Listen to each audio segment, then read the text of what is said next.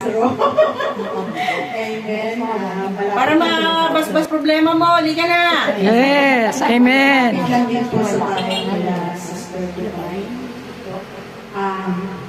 Happy birthday po. Salamat iloob ng Diyos dahil ilang taon na po namin din kayo nasasama sa prayer.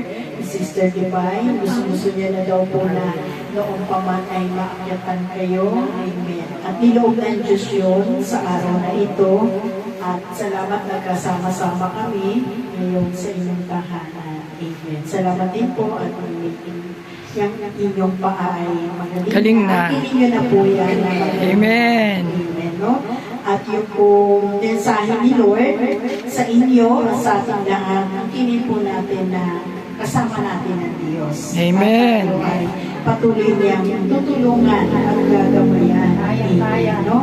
Alam niya mga problema na yan, akinin niyo po na sa pagdating ng mahal na ina, sa pagdating ng kanyang mga lingkod ay binigay na ni Lord yung kasagutan. Ang business po namin ay mas mahabang buhay na ganap, pagkasiyasiya, kalusugan, kaligtasan,